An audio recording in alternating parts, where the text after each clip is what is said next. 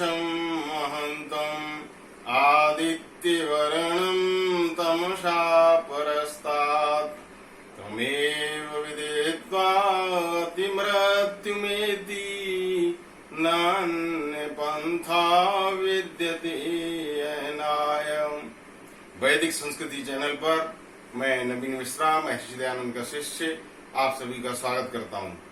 सर्वप्रथम श्री कृष्ण जन्माष्टमी की आप सभी को बहुत बहुत बधाई। आज हम कृष्ण जन्माष्टमी है तो श्री कृष्ण जी के संबंध में थोड़ा जानेंगे। पहले उनका एक छोटा सा भजन बोलेंगे। कृष्ण मुरारी फिर से आओ अपने प्यारे भारत में, कृष्ण मुरारी फिर से आओ अपने प्यारे भारत में। जिन गौओं को पाल पाल कर तुम गोपाल कहाए थे, उन गौओं पर आज चल रहे कठिन दुधारे भारत में। जिन गौओं को पाल पाल कर तुम गोपाल कहाए थे, उन गौओं पर आज चल रहे कठिन दुधारे भारत में। तब तो तुमने एक सुदामा को ही तो पाला था, आज हजारों दीन सुदामा मारे फिरते भारत में। तब तो तुमने एक द्रौपदी की लाज बचाई थी, आज हजारों नग्न द्रौपदी मारी फिरती भारत में। कृष्ण मुरारी फिर से आओ अपने प्यारे भारत में। तो बंधुओं, इसमें हमने ये कामना की है श्री कृष्ण जैसे महापुरुष हमारी धरती पर फिर से आए। फिर रामकृष्ण निकले घर घर गली गली से, भीष्म से ब्रह्मचारी और द्रोण महाबली से। योगीराज कृष्ण का जीवन यदि हम देखें तो वेद में एक मंत्र आता है, कुर्वन्नेवेह कर्माणि जिजीविषेक्षतम समा एवं त्वं न थे तो अस्ते न कर्म लिप्यते नरे। उनका पूरा जीवन इस वेद मंत्र का एक वेद मंत्र को उन्होंने अपने जीवन में उतारा था। ये वेद मंत्र कहता है कि करता हुआ पुरुष इस जग में प्रतिपल अच्छे सुंदर कर्म, इच्छा करे निरंतर वश में। जीऊं मैं 100 वर्ष सधर्म, होंगे केवल इसी तरह से काम नहीं नर तुझ में लेप्त। बचने का पथ अन्य नहीं है, मन को करे न तू विक्षेप्त। इस वेद मंत्र में यह शिक्षा दी गई है कि ऐ मनुष्य, तुझे निष्काम कर्म करना है, अर्थात कर्म करते हुए तुझे कर्मों में लिप्त नहीं होना है, कर्म अच्छे अच्छे करने हैं। योगी राजकृष्ण का यदि हम जीवन देखेंगे तो यही देखने को मिलता है। संपूर्ण गीता निष्काम कर्म योग का एक बहुत बड़ा उपदेश है। ये गीता महाभारत का युद्ध जीतने के लिए उस समय योगी राजकृष्ण ने अर्जुन के समक्ष जो उपदेश दिया था, केवल वही नहीं है, ये हम सभी के लिए भी बहुत उपयोगी है। क्योंकि महाभारत का युद्ध उस समय तो हुआ था, आज भी महाभारत चल रहा है। हर जगह समाज में, वर्ग में, परिवार में, मनुष्य के अंदर भी, मस्तिष्क में भी चलता रहता है द्वंद्व। ये सब महाभारत है, इसको जीतना है। तो योगी राजकृष्ण ने जो गीता के अंदर संदेश दिया है उसके अनुसार हम सभी को चलना होगा। अर्जुन क्या है? अर्जुन एक समस्याग्रस्त प्राणी है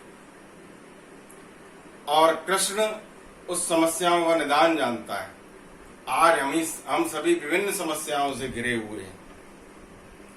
समस्याग्रस्त प्राणी उन समस्याओं के निदान के लिए जब कृष्ण जैसे योगी की शरण में आ जाता है तब वो अर्जुन कहलाता है। जीवन की जितनी भी समस्याएं हैं गीता में उन सभी समस्याओं का समाधान दिया हुआ है। ये महर्षि व्यास जिन्होंने महाभारत का ग्रंथ लिखा था, उन्होंने श्री कृष्ण और अर्जुन को पात्र बना करके समस्त मानव जाति के कल्याण के लिए उपदेश दिया है। इतना बड़ा उपदेश जो 18 अध्याय में वर्णित है, ये महाभारत के युद्ध क्षेत्र में इतना बड़ा उपदेश नहीं हुआ था। इसका कुछ अंश तो अवश्य योगीराज कृष्ण ने अर्जुन के समक्ष रखा था, लेकिन ये पूरे का पूरा महर्षि व्यास का चिंतन है, जो कि उन्होंने दो पात्र श्री कृष्ण और अर्जुन को बनाकर के समस्त मानव जाति के कल्याण के लिए हम सबके समक्ष प्रस्तुत किया है। क्योंकि महर्षि व्यास उस समय, उनकी आयु जिस समय महाभारत का युद्ध हो रहा था लगभग 300 वर्ष की थी। भीष्म पितामह उस समय 176 वर्ष के जवान थे और उस समय भीम, अर्जुन, नकुल, सहदेव, युधिष्ठिर आदि ये 90 वर्ष की लगभग इनकी आयु थी।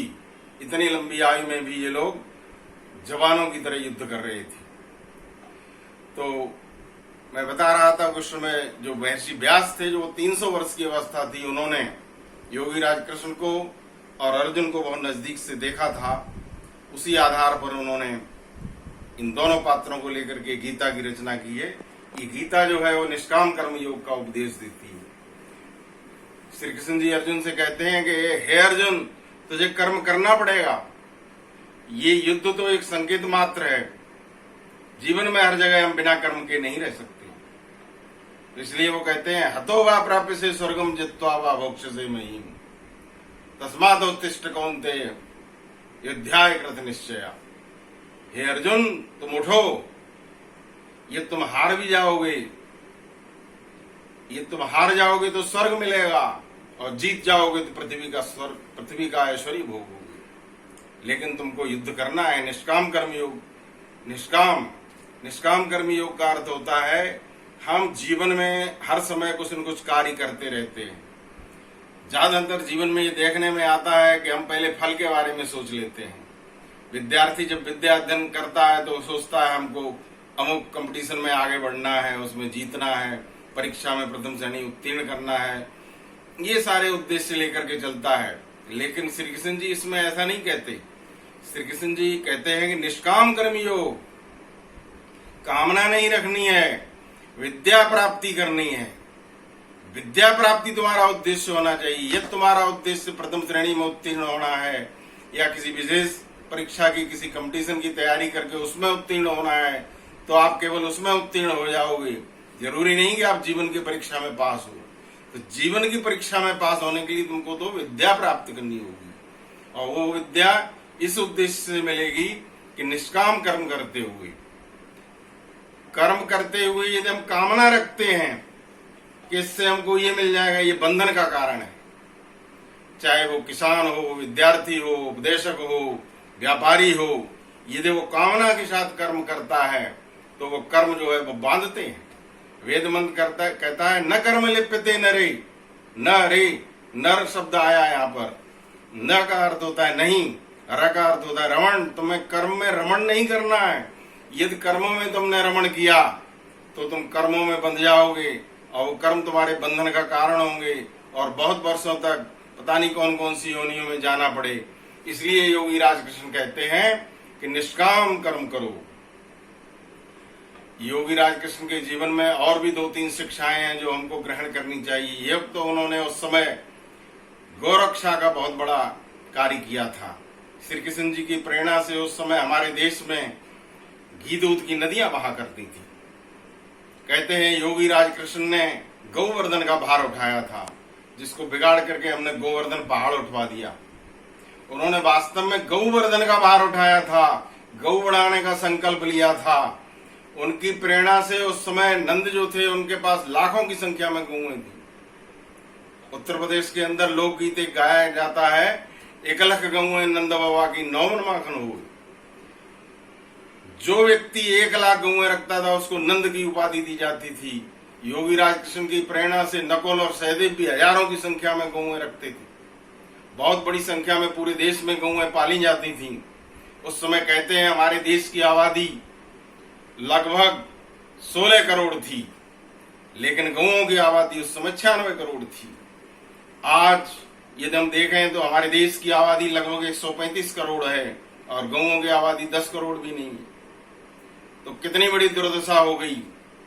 आज हम योगी राज कृष्ण की जय बोलते हैं, उनके जीवन से कुछ सीखना चाहते हैं, तो हमको संकल्प करना होगा कि हम गाय पालें। गाय की रक्षा तभी होगी जब गाय पालेंगे। कुछ लोग गाय नहीं पाल सकते, उनके पास जगह नहीं है, तो संकल्प लें कि केवल गाय का दूध पिएंगे। यदि आप गाय का दूध पिएंगे तो गाय के दूध की डिमांड, गाय के दूध की मांग बढ़ेगी। गाय के दूध की मांग बढ़ेगी तो गाय की रक्षा होगी। ये योगी राज कृष्ण से आज हमको सीखना है। दूसरा, उनके जीवन में आता है कि वो बहुत बड़े ईश्वर भक्त थे। जिस समय वो संधि के लिए दुर्योधन के पास हस्तिनापुर जा रहे थे, कहते हैं महाभारत में ऐसा प्रसंग मिलता है, रास्ते में संध्या का समय हो जाता है, शाम का समय हो जाता है, रथ को रुकवा देते हैं कि रोक दीजिए।